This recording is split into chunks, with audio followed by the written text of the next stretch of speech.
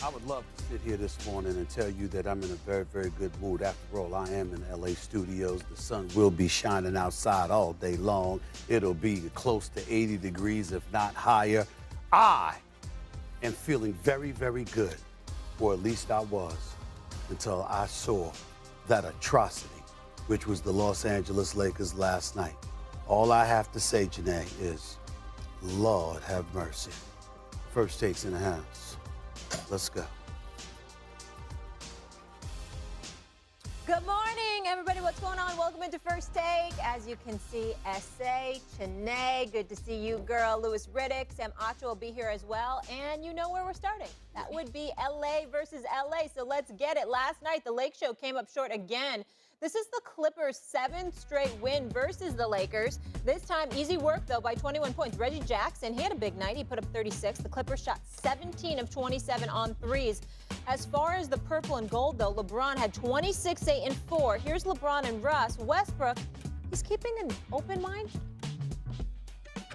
Everything's the opposite of what you envisioned. Has that been hard for you, especially considering your stature, your credentials, to absorb? What did I envision? I would imagine some wins. I mean, you said based on what I envisioned. I want to know what you think I envisioned. You envisioned coming here and winning a championship, or at least being. Is the season over? It certainly isn't on. Is the season over? No, sir. Thank you. I had no expectations. The last 4 years of me, I've been on different teams 4 times. So my envision of kind of thinking everything gonna be peaches and cream, I don't. That's not realistic. That's not life.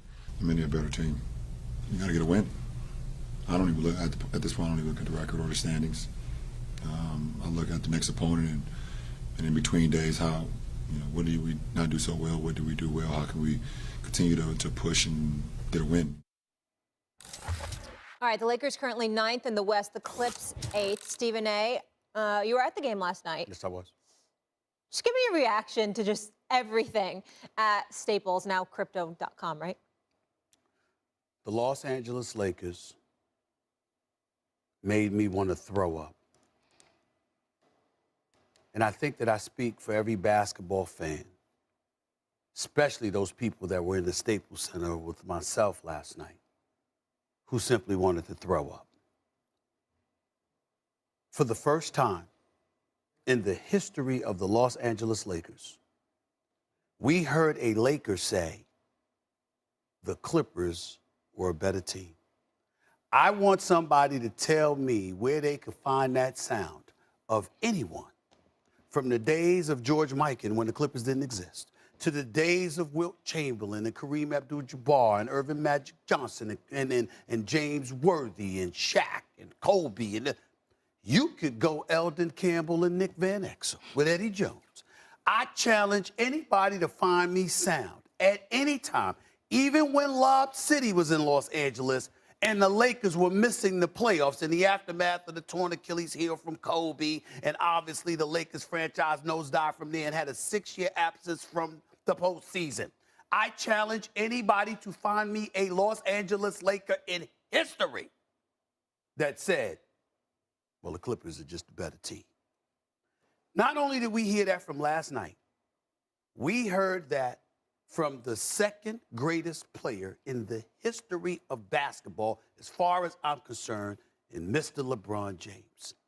Now, I know there's some culpability that he has because of this roster that was assembled, but I'm not going to hold him accountable for what I see him doing on the court outside of his body language. There's a level of frustration here that as a human being, you can only say, Janae, hey, listen, he's human, because, damn it, you can't help but be frustrated. I mean, this is what happens when your stomach is churning and you're about to throw up, because that's what the hell was happening with the Los Angeles Lakers last night. Ladies and gentlemen, it is bad.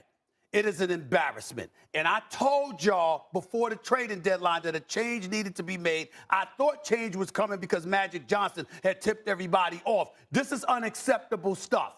And it was last night. Reggie Jackson put on a show. Yeah, he did. Now, this brother can ball. And he's been doing that. This brother can ball, but he put on a show, okay? But let me tell you this, Janae. Even though he put on a show, let's put this stuff in perspective. LeBron James uttered that they were a better team.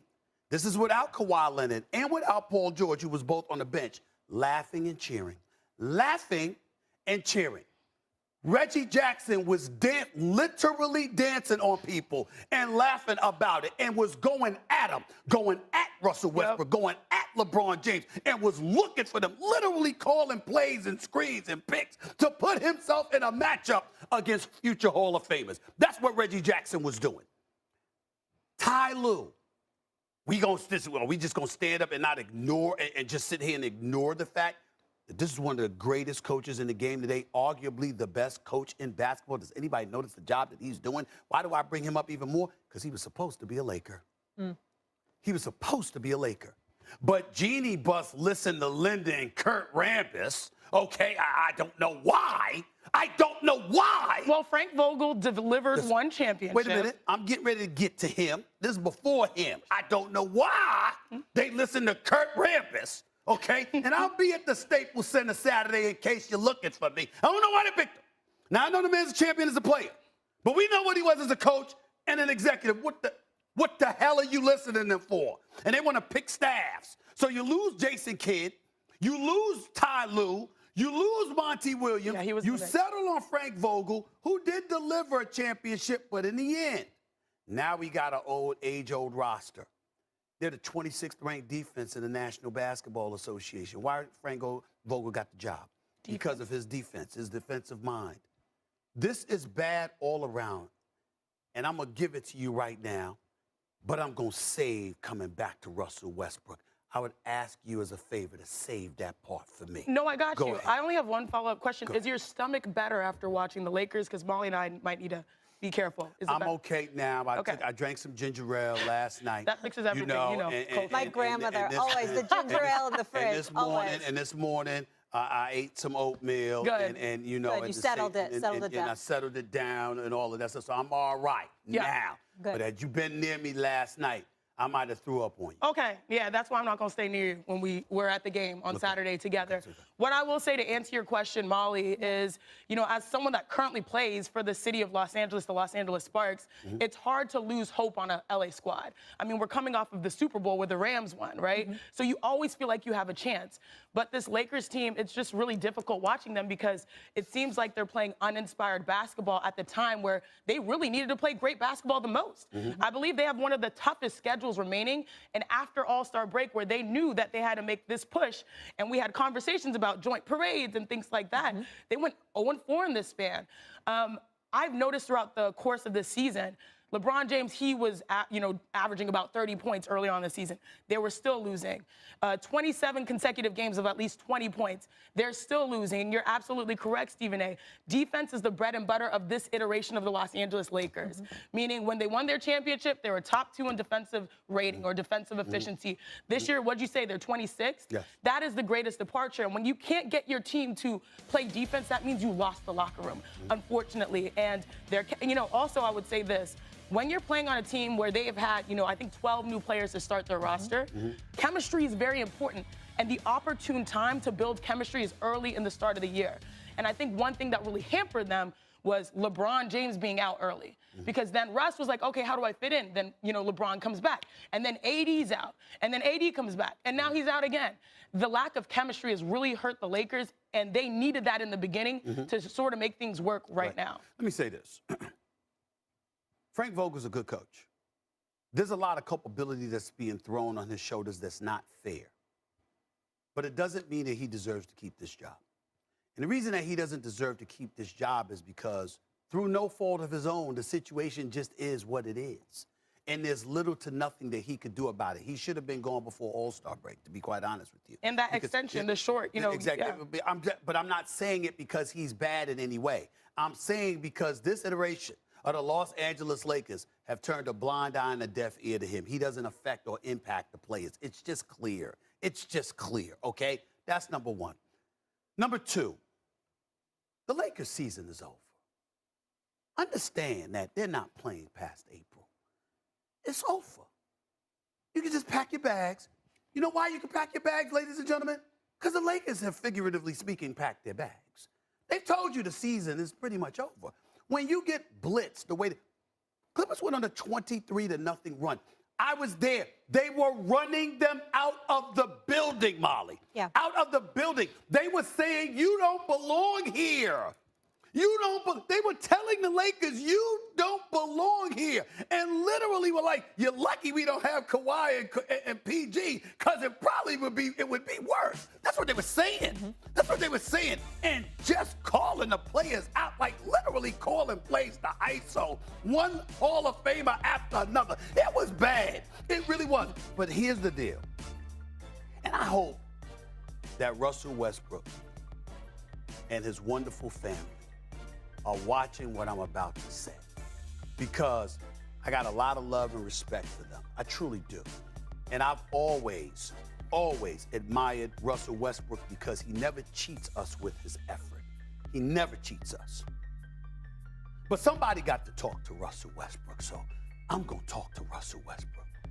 You know, you were in the nation's capital, and you were on camera saying, championships don't mean anything to me. I'm happy. I know plenty of champions, and I'm happier in life than they are. That was bad. When you're getting paid the money that you get paid to play, and fans are walking through the turnstiles to see you, they ain't just coming to see you. They're coming to see the results that they hope you will reap. And so when you said that, that was bad. But here's how you got away with it. You played for the Wizards. You in LA now. And with the Lakers franchise being a franchise that has 17 titles on its resume, where Magic Johnson is tweeting out stuff periodically, where James Worthy is doing post-game, okay, pre-game and post-game on y'all. All right, you got Hall of Famers directly invested who care, that were a part of this franchise that's watching. We know Kobe watching from above. Shaq on TNT. He delivered 3 chips. He's got credibility big time when it comes to talking about the Los Angeles Lakers.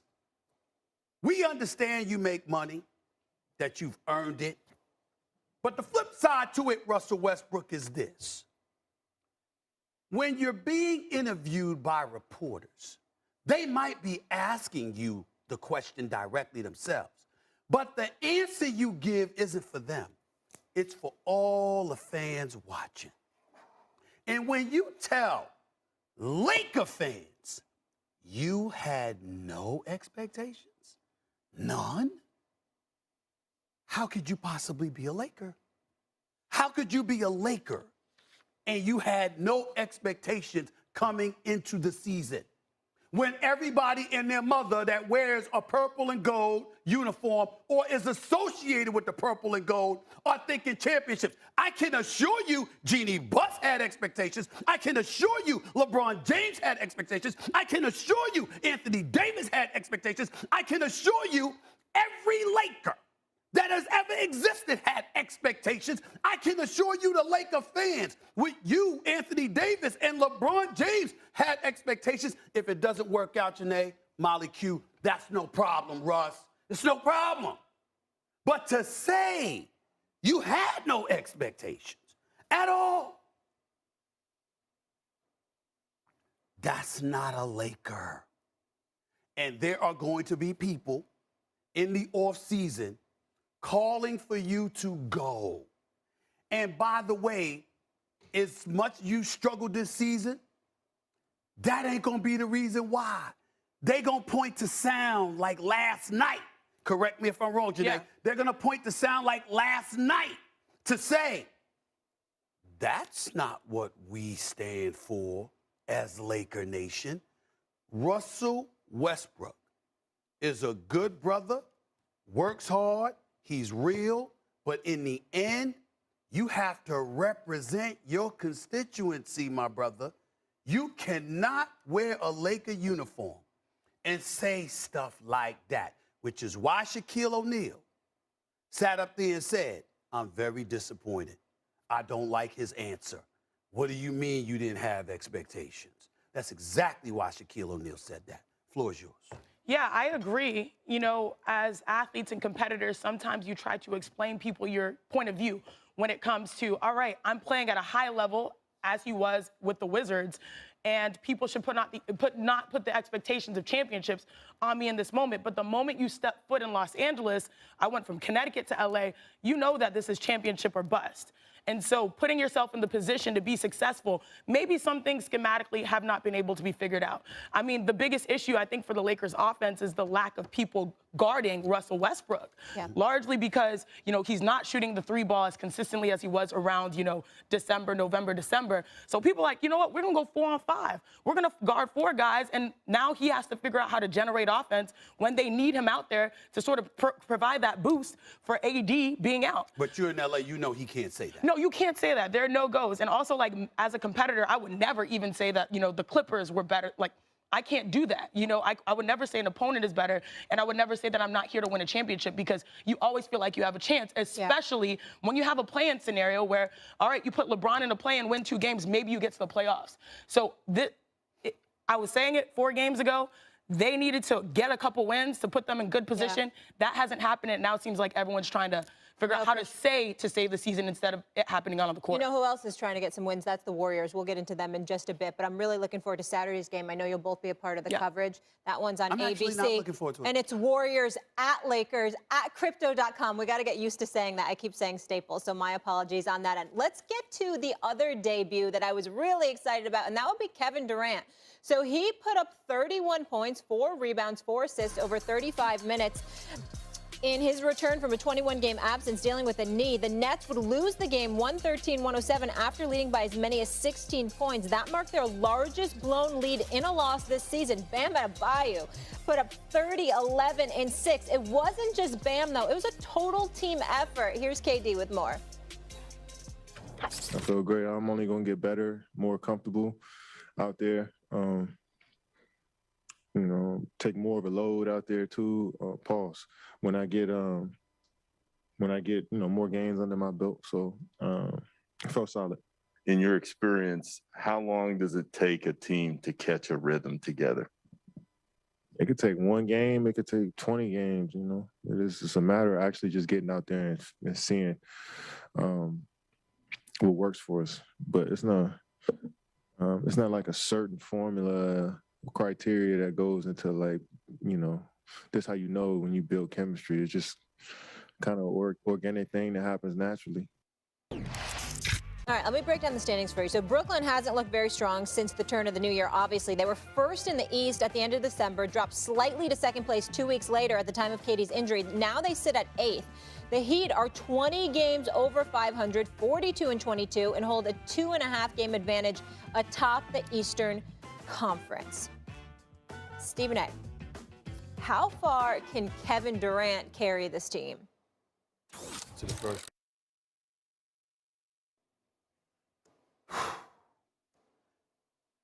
I sincerely hope that I don't have to come on these airwaves and apologize to the Philadelphia 76ers, and specifically President of Basketball Operations, Daryl Morey, who I got a lot of love for, by the way. I just didn't like what he did with this trade. But it's looking like I'm going to end up having to do that if things stay the way that they are. I'm incredibly sad this morning because I love the game of basketball. Mm-hmm. And I watched Kevin Durant with a little under 7 minutes left when Miami made that run, just shaking his head like, damn, I got to come off the bench and try to rescue this again. And he's by himself. And I know that he's the face of the franchise. I know that he's culpable to some degree because he's riding his faith in Kyrie Irving. But I'm looking at 2 guys, in Kyrie Irving and Ben Simmons.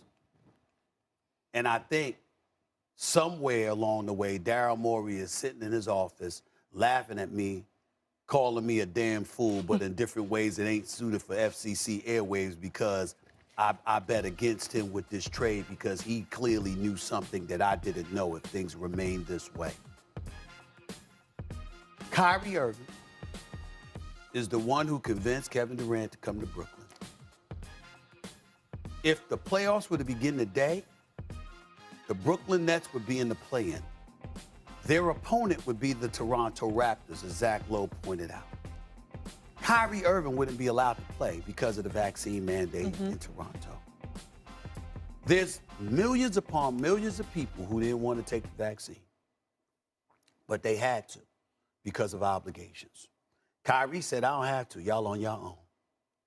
And we see him and his daddy hugging him after every game as if, oh, my God, he's been imprisoned and now he's been rescued because, my God, he's been victimized by the whole basketball world. Okay, he's the victim, okay? And Pops is there with them, you know, just fueling and feeding that. Kyrie is making his decisions all for Kyrie. And whether Kevin Durant wants to admit it or not, whether he wants to embrace it or accept it or not, that's the truth. And then there is Ben Simmons. I give Kyrie this. He ain't nowhere as bad as Ben Simmons. Because at least Kyrie is honest. Mental health is a very serious issue. None of us should ever diminish it. And we're not diminishing it. There are people who believe that Ben Simmons was telling the truth, and there were people who believed that he was lying. Forget all of that stuff in Philadelphia. I'm speaking strictly to Brooklyn, New York. It's a bunch of BS going on with the Brooklyn Nets organization. And you should be ashamed of yourselves for being a part of this. Ben Simmons hasn't played since last June, y'all. Clearly, he's physically healthy. So now let's get to the mental. How are you able to travel with the team, sit around with them, cheer all day long, rah, rah, let's go, support the team, travel with them, the whole bit, but you can't bounce a basketball? It makes no sense. It makes no sense. And at the end of the day, Kevin Durant is left by himself holding this bag. Now, it's on him. He's the leader. They wouldn't have done these moves without him. We know it. So it's on him. But as a basketball lover who knows Kyrie is great, who knows Ben Simmons is great, who fantasizes about seeing them on the court together and let's all get it on and find out who's the best team, I'm so incredibly disappointed for fans, for people like myself and others, and for basketball that this nonsense is going on. Sinead, before you jump in, I just want to say one thing that KD said that's very telling, where he knows he's on his own, is he mentioned in that quick soundbite that Miami had 4 players scoring 20 and their depth that they have. So he's kind of saying, hey, I'm out here on my own. Yeah, and no Jimmy Butler, no PJ Tucker, no Kyle Lowry, and the Heat were still able to find a way to win. You know, and that sort of tells the tale of these two teams trending in opposite directions, even though you just get KD back.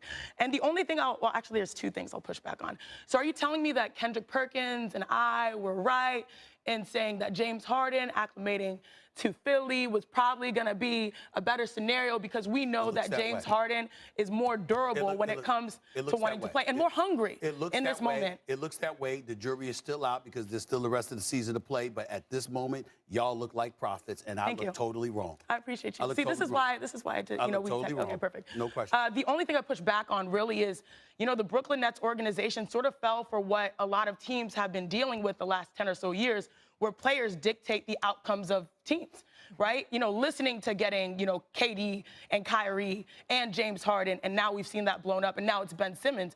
You know, trusting those players, any person would, knowing that that aggregation of talent is going to be amazing for the game. I'm not speaking about the aggregation of talent. I'm speaking about the fact that now he's there. You're willing to come up with some bogus back injury or whatever the case may be, just so the brother don't have to play March 10th in Philadelphia. And I'm talking about that level of capitulation. We're going to get into that more later because I have questions for you, but we don't have time. And the problem is March 10th is way too late.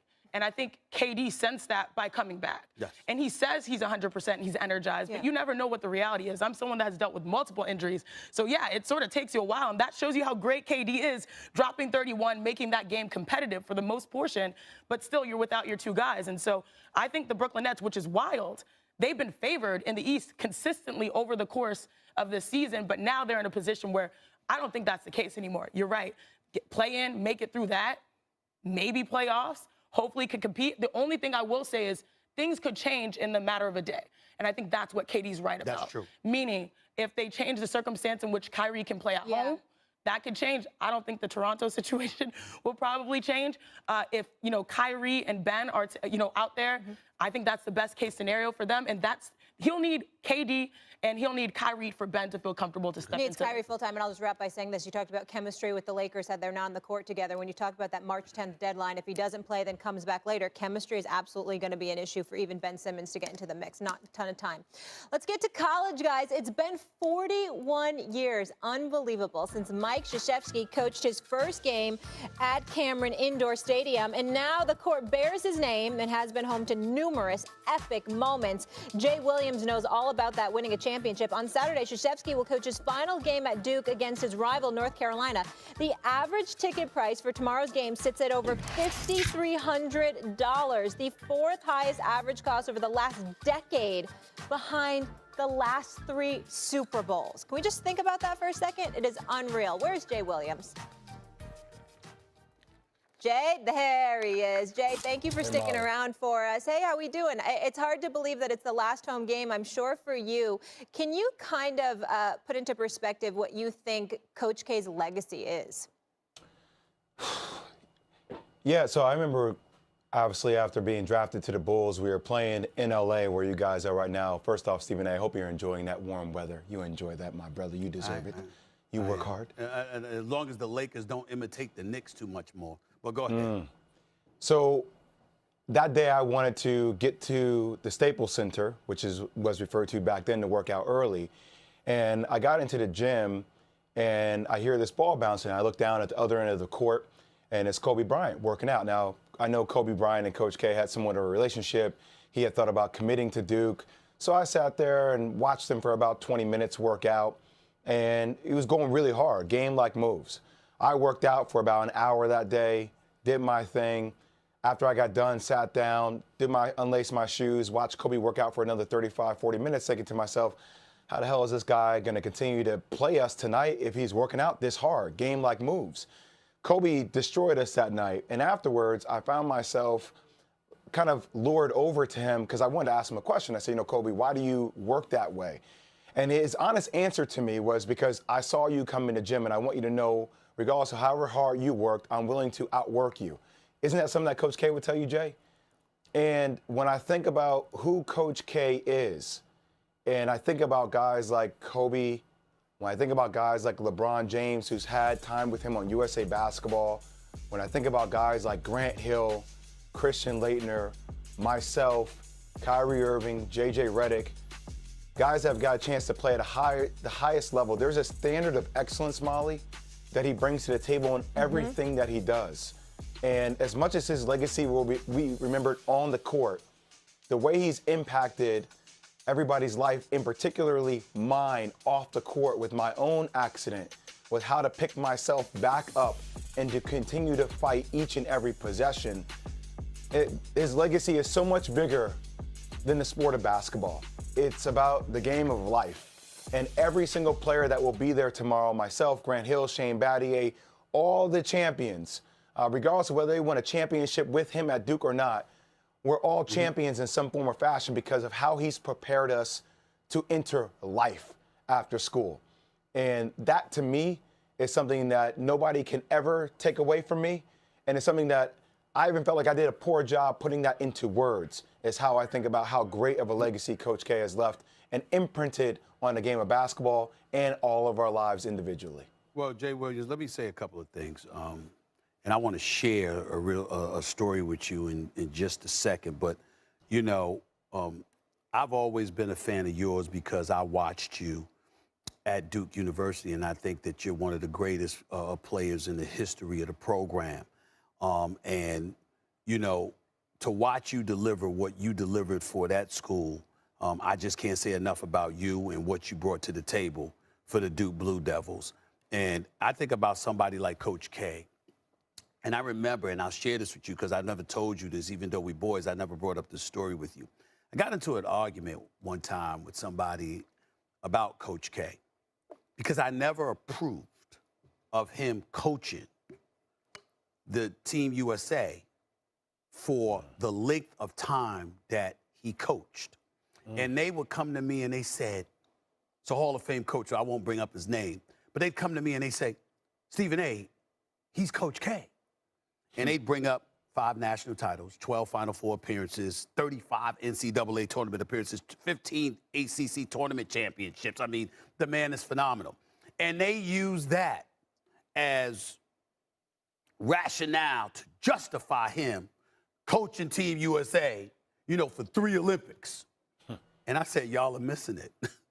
I said, I don't think it's fair because I think somebody else needs to be in there to get some kind of advantage so they can keep up with him. Because that's how phenomenal he is. You see, when I think about Coach K to me has always had, and I say this affectionately, he's always had an unfair advantage to some degree because of who he is. He was such a great man, not just a great, I should say was, he is such a great man, not just a great coach.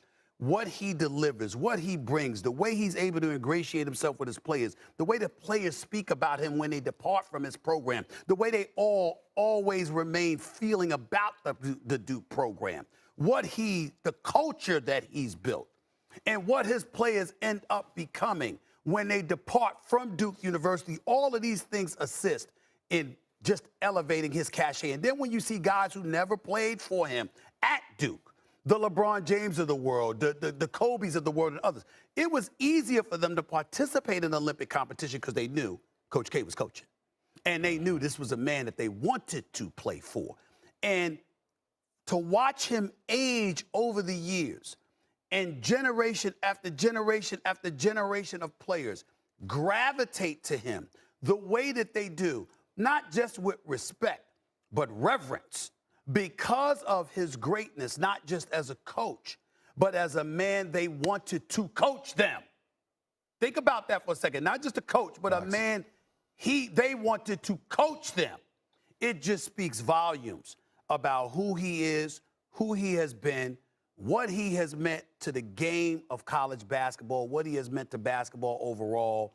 And I just wanted to take a moment to say thank you to Coach K for all that he has meant to the sport, because you're going to be hard-pressed to find anybody that comes close to comparing to him for the rest of our lives. S.A., can I tell you the greatest gift I think this man has given me is this relentless nature to continue to pursue to be the best and how to handle difficult conversation. You and I, we're brothers. You're a big brother to me. We had a difficult conversation this summer. You remember what I'm talking about? Yeah, where you had to keep it 100% real with me. Now, if I don't have the teachings of a guy like Coach K, I may crumble in that conversation.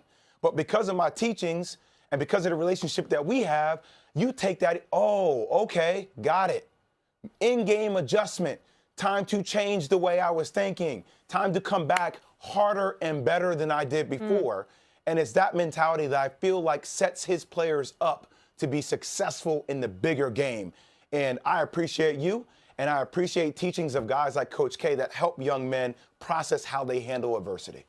Yeah, and I appreciate your resiliency, Jay. And I'll just wrap this up by saying I know it'll be an emotional night for you. Travel safe. I think it's so fitting that his final home game of all teams, it's against North Carolina, the ultimate rival. It's going to be something special. Right? Yeah, and just, they're going to win. But really savor the moment, Jay, because you talk about the brotherhood. That's a special brotherhood being a part of Duke as well. So enjoy being with all your former teammates. And all I ask is that North Carolina, just make it competitive. I mean, that feels, that's what just make it competitive. Give us one last thriller. I say I want to beat them by 50. We know you're going to lose. I want to beat them by 55-0. But just make it competitive. That's all. Because they just got blown out by Duke a few weeks ago. All right. Jay, travel safe. We'll talk to you Monday. Thanks, Molly. Okay, take care. Still head on First Take after Luka Doncic's monster performance in a win over the Warriors. Is Stephen A. starting to get concerned about Golden State's title chances also? And the entire fourth quarter, and listen to this, he did not attempt a shot for the first time in his career. He did have 5 assists. The Mavs handing the Warriors another loss. They fall to 2-7 in their last 9 games and have allowed over 114 points per game during that span. The Warriors are certainly missing Draymond Green. They are 15-14 without Dre this season, and they're a half game ahead of the Grizzlies for second in the West.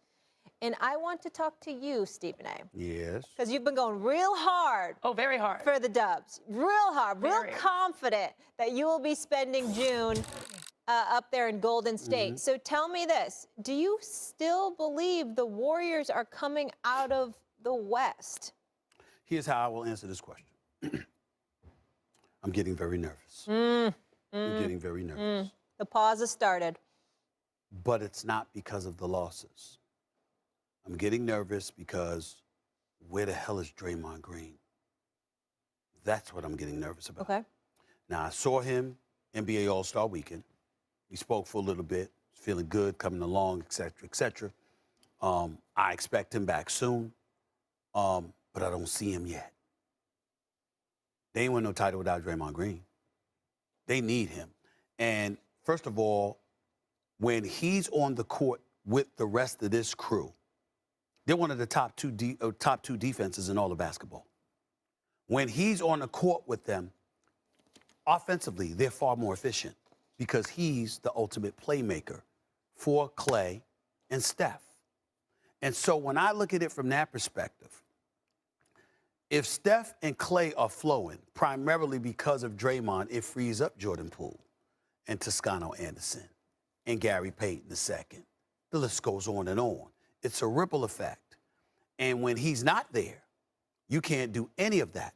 When I watched what the Dallas Mavericks, Jason Kidd, and the exceptional job he's doing coaching the team this year, did y'all see what he did to Steph Curry the other night? When Steph Curry did not attempt a shot in the fourth quarter? Correct. Do you know why that happened, Molly Q? Jason Kidd blitzed him from the moment he touched half court.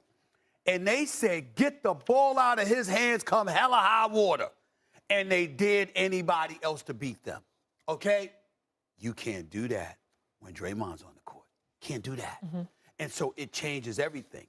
I'm worried because the fact that we've seen Draymond Green out this long, he is such a warrior, and I say that no pun intended. I mean, it's literal and figurative because he's a member of the Warrior, but he is a warrior, okay? Draymond ain't sitting out games like this while this team is going this way when he sees Utah rising, Dallas rising, Memphis rising, even though they lost to Boston last night. And, of course, the Suns there they were exposed because CP3 is out. If Draymond is out, still, that is starting to make me nervous. That's where I'm at with it, Janae. Yeah, I think Draymond has been the most integral warrior to their offense and also to their defense. And that's what I've said the last 4 or 5 years. The Warriors have been the best at small ball, especially defensively. I mean, you've stood next to Draymond. You're close to his height. You're like 6'1", 6'2". Yeah. Well, I can assure you that's not true. When I stood next to him, I came you were up to like smaller? here. I came up to like here. But he's like 6'5", 6'6". And what he's been able to do. More like 6'7". Okay, well, maybe I'm wearing my heels on that day. That Okay, would, I maybe mean, you make everybody look short, but go ahead. That's why I should post you up so we can show That's people, right. okay, in my heels. I've got 4 inches today. I'd lose that too. Yeah, so Draymond, you know, say he's 6'7", what he's been able to do offensively as a playmaker, you're absolutely correct. When they force the ball out of Steph Curry's hands, he knows how to find the next guy, and that next guy has the best shot. Okay. I wish there was a stat for that, right? Bam, bam. Yeah. But what really worries me is even though he's been out, I would expect them not to be 2-7, to find a way to not allow, their opponents to go off for like career nights. Right. Or, just have the highest average versus them versus the rest of the league. Okay. That to me is what's surprising because that's uncharacteristic even with Draymond Green being out. You still have to play team defense, and it's been difficult for them. I think when we look at the West overall, you look at a team like the Warriors without Draymond Green and playing, the prior 2 games without Klay Thompson. All right, there's a question mark. There are question marks when it comes to the Phoenix Suns, but still, they're, I think, 1-1, without Chris Paul and now Devin Booker in protocols. They're still consistent. They have an identity even when those stars are out, meaning over the course of the season, they've been top 3 in both offensive and defensive rating. So they have that, and you have to give credit. You gave credit to Ty Lue. You got to give credit to Monty Williams for what he's built and developed DeAndre Ayton to compete at a higher level. Cam Johnson having great games. To me, it's the Suns that have been consistent. They have an identity, and they remain the favorites in the West, not necessarily the Warriors. I know the Warriors were beautiful and sexy and perfect, shooting stars to start the season, but as we've seen them progress, there have been holes here, Steph shooting slump, Draymond Green being out. Like, that's why I can't keep them at number 1 in the West. And you already know the Grizz are coming. They're looking for any reason to sort of win and right the wrongs of what they experienced last year. But still, the consistency, this is a team that's 1 year removed from being in the finals. I still have the Suns. I got to tell you something. Utah's coming. Dallas is coming. The Clippers are coming. Let's keep in mind, Kawhi may not be back, but Paul George will. And no, we're not picking the Clippers to win the championship. But could they knock somebody off? Hell yes. Hell yes. Yeah. They could pull this off. They've got experience. They've got scoring. They've got athletes. They've mixed in a few youthful players in the mix as well. And you talk about PG coming back because the brother can ball now. And so I look at it from that perspective and I say, okay, I get where you're coming from. But I'm still not going to lose faith in the Warriors because I believe that when Draymond comes back, he makes that big of a difference. I still think they need the additional body that is Wiseman to help them. Those 6 fouls, a big body on the front court, that kind of thing. But really the key is Draymond Green. And if they were losing close to anything like this with Draymond on the court, I tell you it's over. I tell you it's over. But we both know that would not have happened. They wouldn't be 2-7 in their last 9 games if Draymond was on the court with the rest of these brothers. We know that to be the case. And when it's because you're a catalyst. That would be one thing if you're a guy that's just scoring 30. Okay, now that the 30 is gone, we got to find a way to make up for that. No. He's a catalyst on both ends of the floor. Offensively, he's your point forward. Defensively, he's your point guard, basically, as a defender, because he's talking and orchestrating. He's orchestrating everything, and we cannot minimize the importance of that. And he holds dudes accountable. Those young players, they sit up there and they gravitate to what this man says. He matters. But to your point on the Clippers, I think, yeah, they can make some noise, but next season, we're going to be talking about them being favorites for the championship. Yes, I agree. Yeah. There's no dispute there. Can I just say this really quickly because we're talking about John? Memphis has been fantastic. I understand maybe last night's just an off night, but can we just show Jason Tatum a little love? 29 in the 4th on his birthday. No, he we put cannot. on. What? No, we cannot. I You mean, know why? they've been the best. Do you know why? 21 in the 4th Do you know why we can't do that? Why? Because we're getting to that later. Oh, okay. Okay. There we go. Sorry, Molly, not smooth. Still ahead, plenty to react to from the Lakers' blowout loss last night, including what LeBron and Russell Westbrook had to say, what it all means coming up. We also go to the NFL where the Ravens are confident a new deal will get done with Lamar Jackson. Breaking news into First Take this morning. The Cowboys, Stephen A., are likely to release wide receiver Amari Cooper by the start of the new league year. That's per league sources. Cooper is due $20 million. It's fully guaranteed money on the 5th day of the new league year, which is March 20th.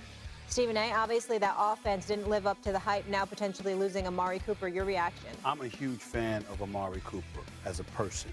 And I think he's a hell of a player, hell of a wide receiver, hell of a route runner. But in all seriousness, the money that he's being paid, you got to show up in big games and show out. He was not that dude. Yeah. You got to be one of the best receivers in football when you're on that field.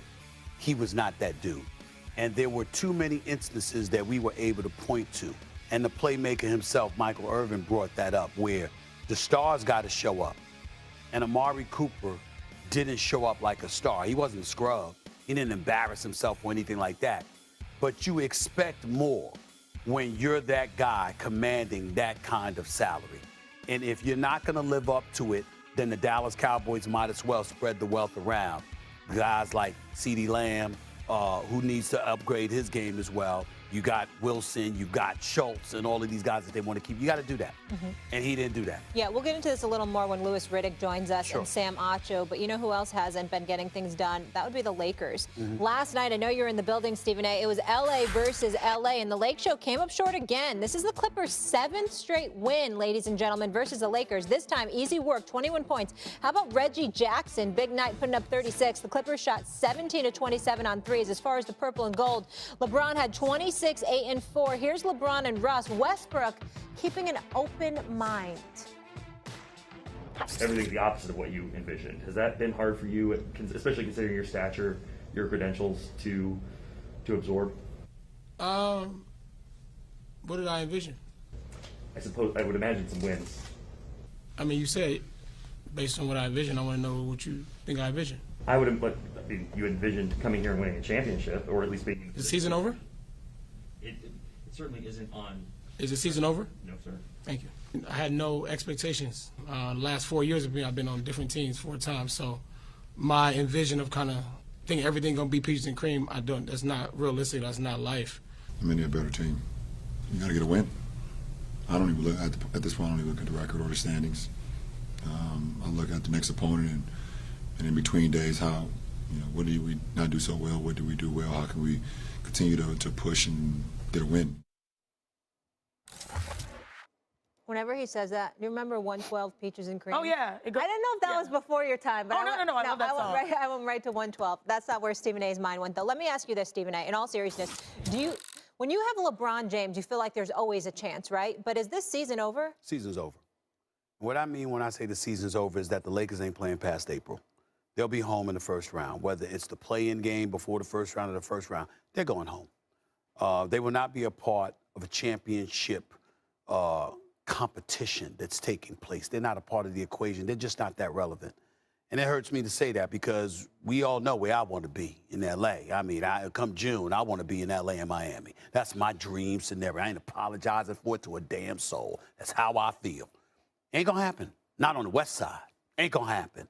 And it's not going to happen because we have an MVP like LeBron James who's playing like an MVP, but with all due respect, not necessarily leading like one because of the roster that he's somewhat responsible to have accumulated, have assembled. He made the wrong decision betting on Westbrook. Now, we know that Russell Westbrook is having the worst season of his career. I don't think Russell Westbrook's season is over. Russell Westbrook can attack the basket still better than most. I think attack or kick, and some of the doldrums he suffered from can be eradicated. We don't know what to do about the durability of Anthony Davis. All right, I don't blame Carmelo Anthony one bit because I think he's done what you expected him to do coming off the bench for the Los Angeles Lakers. Malik Monk has been significantly better than I ever thought he would be. I'm impressed with Malik Monk. And THT, he was hurt last night, wasn't playing. But when he's in the lineup, he gives them some pulse as well. And Reeves, I like this kid as well. So there are things to like about the Lakers. Here's what we don't like. We don't like their leadership, and we don't like their culture. And I don't know if we should like their coaching. We'll go to the coaching first. Frank Vogel is a championship coach and knows what the hell he's doing. But there's something to be said about one's ability to galvanize the troops.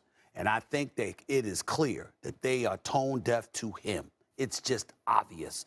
That's number one. Number two, we look at the front office. You got Jeannie Buss listening to Linda and Kurt Rambis because one lady's a best friend and the other dude is a husband, and this dude has no reputation whatsoever as a coach or an executive. As a player, yes, he was a champion, but as a coach or an executive, ain't nobody listening to Kurt Rambis but her, and it makes no sense. And Rob Pelinka is Mr. Pleaser, so you're up there and you're trying to please everybody instead of lead, and it's compromised you. But number three, we get to Russell Westbrook, and after I say this, Janae, I'll hand it to you. Russell Westbrook is going into the Hall of Fame. Russell Westbrook has never cheated us. And he is right when people in the past have gone after his character because it has been unfair to him. But if folks have been unfair to him in the past, he would be unfair to be upset at people for calling him out for these sound bites that he has given in the past calendar year. Washington, D.C., I don't care about championships. I see plenty of champions that are less happier in life than me. That's not why people walking through the turnstiles to hear that kind of nonsense coming out of your mouth. You understand? That's number one. Number two, he did it earlier, just a few weeks ago. Please, do you take it home with me? Don't take it home with me. They could take that stuff home with them. I'm good. That's the impression he's given. Last night, knowing you're playing for the Los Angeles Lakers, the most storied franchise in basketball annals with 17 championships. You are a L.A. native. You know Laker Nation. And you sitting there talking about, I had no expectations. You had no expectations playing for the Los Angeles Lakers. These are some very egregious comments on his part. I knew that word was coming. And this guy, and he walks out, they're reprehensible. And you go out there, and it's almost like he doesn't play like this because the effort, he never cheats us. But the sound bites he gives comes across like, I got my money. I'm good no matter what. Especially in the times we living in. You just can't say stuff like that.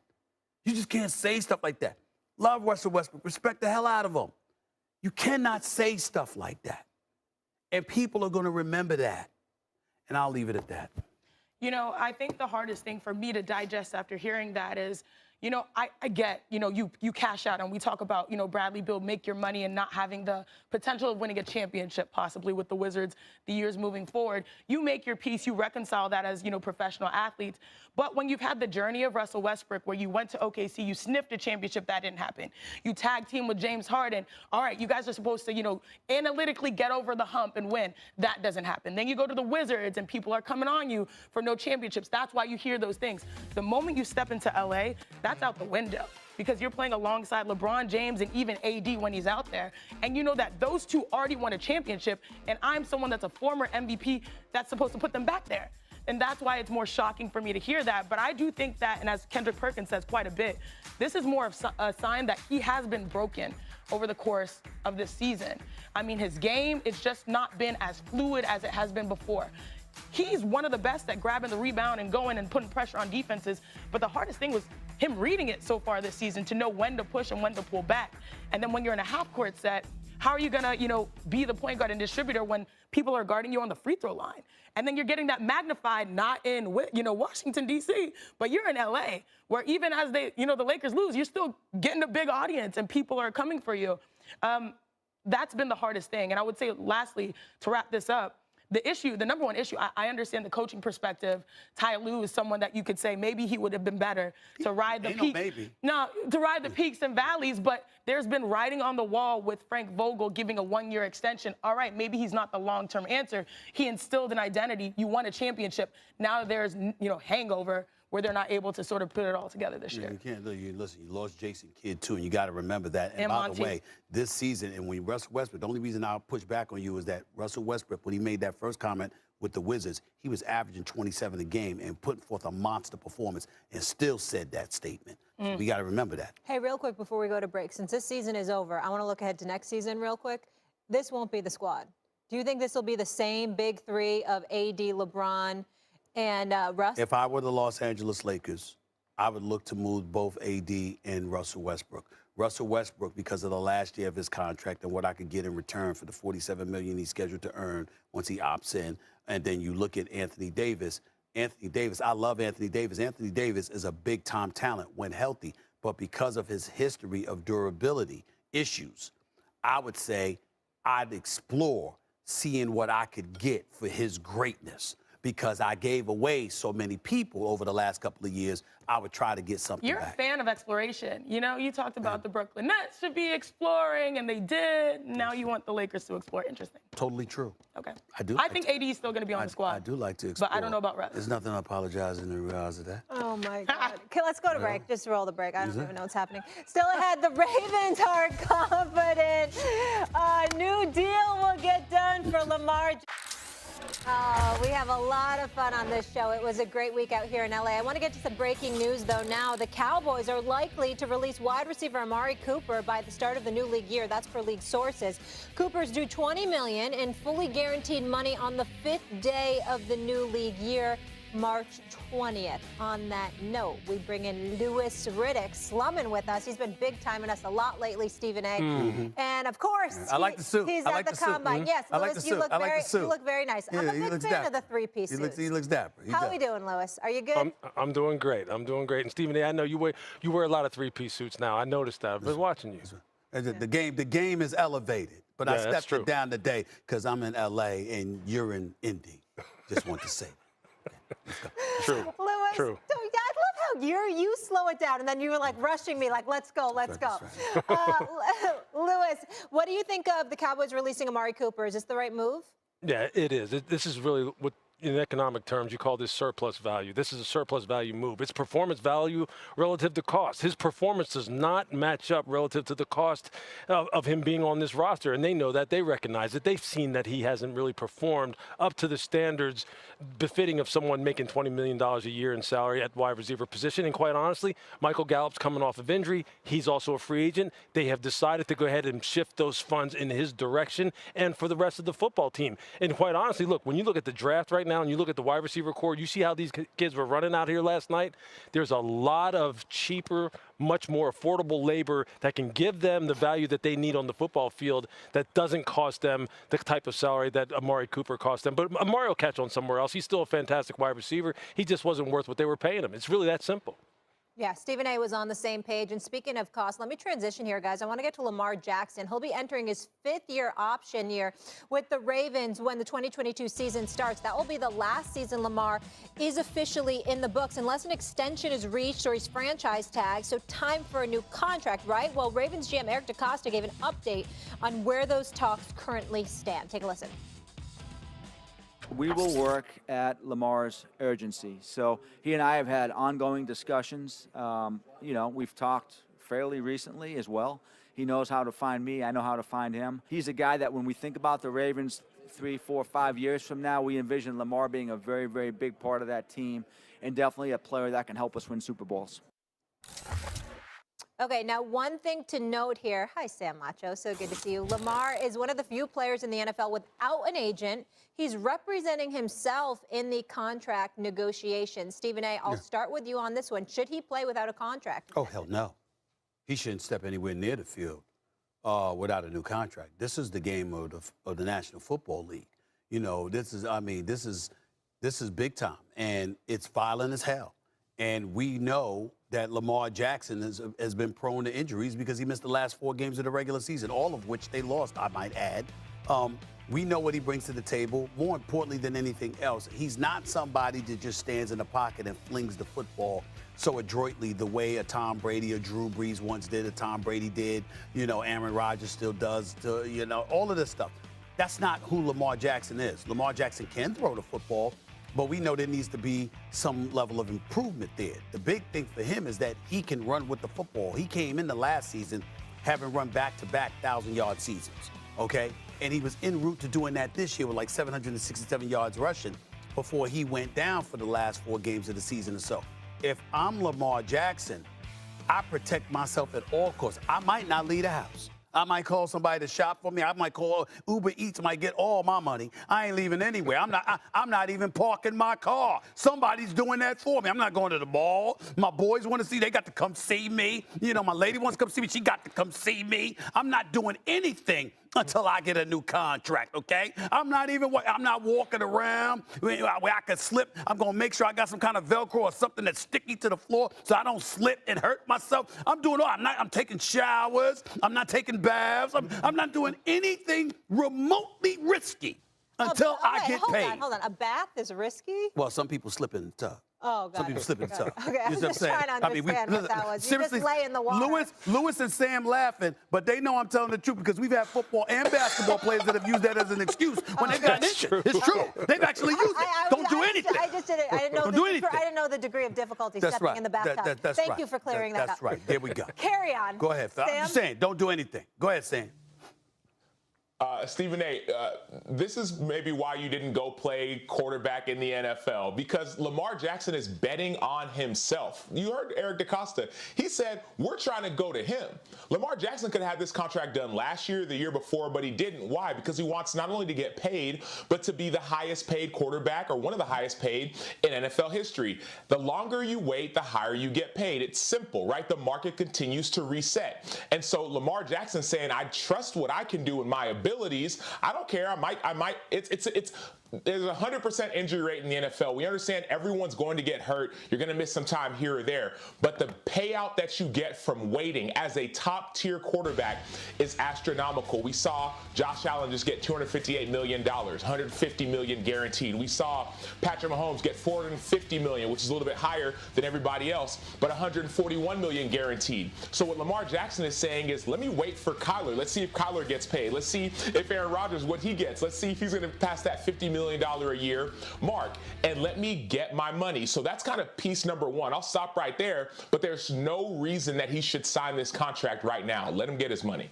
There's every reason in the world for him to sign a contract right now and get this thing done. Because, look, I wouldn't use Kyler Murray as a comparable. I would not be waiting to see what he gets, especially considering the situation he finds himself in. Kyler Murray is not in Lamar Jackson's category right now. The market has already been set enough to the point where I think for Lamar, he sees where he needs to come in at. And really, quite honestly, when is enough enough? If Lamar Jackson can score a contract somewhere in the neighborhood of between $43 and $46 million per year, given the fact that he has already proven to this franchise that he is the answer for them going forward, he is the player that they want to build around, and their general manager said, we will work at Lamar's urgency. We will work at Lamar's schedule. We're sitting here trying to go ahead and lock him up. They know what he means to this team. They know what they're trying to build around him. They know that they have taken this entire organization in the direction that really suits what his skill set is, and they're willing to build it and morph it and change it and adjust it at his discretion, so to speak. Not at his direct discretion, but at his availability in terms of what his skill set is and what he brings to the table. And for Lamar to set out on the football field right now and just play on that fifth-year option salary at $23 million a year with no long-term financial security, given the fact that he knows exactly how he puts himself at risk in terms of his style of play, it would be foolish for him to play without having a long-term contract locked up, especially given the fact that coming off of a year where the salary cap was down and now the salary cap is back up, they have the cash to go ahead and pay him, and they're willing to pay him, and he knows where he's going to come in at, again, somewhere between $43, $45 million a year. I'm not playing until I get this deal done. Here's the issue, though. If you have an agent, I'm sure his agent would be saying, we're not letting you out on that football field until we get this locked up. The problem is he is his own agent. And this opens up a whole new can of worms in terms of how this negotiation could go, especially when you're negotiating on your own behalf, and it could become very, very personal in a hurry when you're not getting maybe what you want in terms of the language you're getting from the team sitting across from you. But there's no question he should not play until this deal is done. And it sounds to me like the Ravens want to get it done. I'm just hoping it does. Go ahead, Sam. So two pieces. Piece number one, why do the Ravens want to get this deal done so badly? It's not because we see him as their long-term future. They're saying, no, we want to get it done because we know the cap is going up. It went up this year. It's going to go up again next year. We know that the market's going to continue to reset, so it might be between 43 and 46 this year. But after, let's say Aaron Rodgers, let's say he gets in that $50 million range, it might be even higher. So when you're in any kind of negotiation, if one side is saying, hey, come on, hurry up and sign, you know you have leverage. Lamar Jackson has leverage, so he gets that. He understands his value. He understands his worth. That's number one. But most importantly is this. Lamar Jackson has been betting on himself his entire life. You could say his entire career, football career, whatever. He was at Louisville, bet on himself. NFL, they said, oh, maybe you're going to be a receiver. You're not going to get in the first round. He came first round, 32 overall, bet on himself. He won MVP 2018 or 2019 season, bet on himself. Every time he's bet on himself, he has won. And here's the great thing. Even though we talk about the money is great. This is more than about money. This is about a belief in yourself saying, I'm going to bet on myself and I'm going to win. And not only will that help me, it'll help generations of people betting on themselves. Absolutely, 100%. Sam, stop it. This is not Stephen a question. Stop. This is not a question about Lamar Jackson betting on himself as a talent. I totally get where you're coming from if that's what he's saying. We're talking about how one play could end your career, could end your season. He said that's what we're talking about here. When you say bet on yourself, we're talking about a guy that has missed multiple games multiple times because of COVID alone. We're talking about a guy that missed the last 4 games of the regular season because of an ankle injury. We know he'll be back, but the point of the matter is, don't come on national television, Sam Acho, talking about betting on yourself as if conflating the potential for injury, the risk of injury to one's performance. What Lewis is talking about is performance, okay? He's saying, excuse me, you want to go out there, you want to make sure we know you bet on yourself. You've already bet on yourself. We know you believe in yourself. The fact that you don't have an agent shows you already betting on yourself in and of itself. But in the end, what we're talking about is the risk to injury that could derail everything. Could you imagine, Sam Acho, how you would sit here right now and feel if this brother got on a football field in practice, running, nobody touches him, his foot gets off in the turf or something like that, he tears his ACL or whatever the case may be, costing himself easily over $200 million because that's what Josh Allen got, 6 years, $258 million. That's what we're talking about here. And you're saying risk it, bet on yourself when the slightest fluke injury could derail all of that? That makes no sense. So, Stephen A., riddle me this, Stephen A. Why hasn't Lamar Jackson signed a contract yet? Not even this year. Talking last year when they wanted him at the table. Talking right now, the last few months, all season, they wanted him at the table. One or two reasons, and then I'll give it to Lewis. Lamar Jackson signed a contract One or two reasons, and then I'll give it to Lewis. Because he's betting on himself. Wait a minute. Smart. One or two reasons, and then I'll give it to Lewis. One, he's not hearing what he wants to hear from the Ravens organization. Or two, he ain't the brightest damn candle on the birthday cake. Stephen A. It's one of the two. Because there's no reason. There's no reason. Again, if there's $250+ million on the table, you don't step on the field without a contract for an NFL team when that much money is at risk. That would make you the worst businessman on the planet, Sam. Lewis, take it away. Yeah, look, it's already at the point where right now, okay, we know this when it comes to quarterbacks. The next franchise quarterback is always going to eclipse the previous one in terms of average per year and guaranteed dollars. So you could wait forever and go ahead and kind of like and really present it as, well, I'm betting on myself. I'm waiting for the market to reset. I'm waiting for the market to reset. The market's always going to reset because the next guy is going to get more than you. That's just the way it works with quarterbacks. And it will continue to go up as the salary cap goes up. So how long should he wait? How long should he wait until he says, okay, now I'm done betting on myself. Now's the time to strike. You know what? And as he continues to wait, he's putting himself at risk every single time he plays simply because of the way he does play. And I'm not mad at him for playing that way. And I don't think that the Ravens right now are necessarily trying to push him to sign a below market deal. I don't think that's the way they're trying to do business. I really don't. I don't think they're trying to push him to the table right now simply because they think they can take advantage of him and they can get him at below market value. They know what the market is going to be for him. They know what he deserves.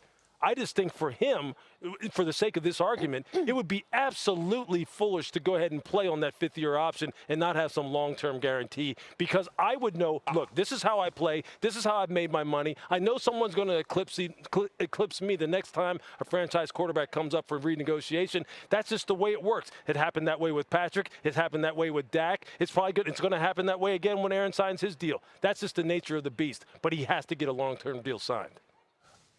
I'll just say this, Lewis and Stephen A. It's different ways to view risk. Some people view it as risk, and some people view it as an opportunity. He says this is an opportunity to be on the field. Last season, I'm just talking about last season, when he played without signing a new deal. That was, for some people, a risk, quote unquote. But he saw it as an opportunity. Even with the time he missed because of COVID, it was an opportunity. This time right now, waiting for Aaron Rodgers maybe to get his $50 million a year, right?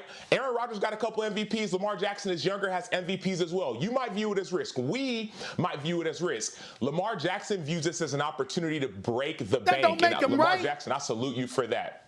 Oh, you salute him? Salute him? I mean, we're listening to you. Listening to you. If the brother trips on a curb, he's going to go broke.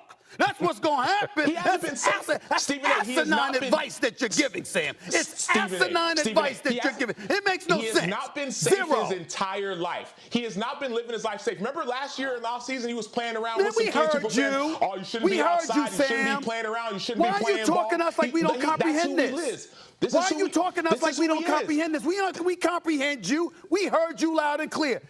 Lamar Jackson go out on the field with no long-term stability whatsoever in the National Football League. You act like he playing tennis. Sam, he can't do it. He can't do it, Sam. He can't do it. He did it before. He can, will, and if he had an agent, he would tell him you cannot do that. You cannot do it. I would tell him he should. Okay. Gentlemen, Don't ever become an agent, ever in life. Are we done? That's Agree to what- disagree. I learned a lot in this segment. Like, I'll be very careful getting in the bath.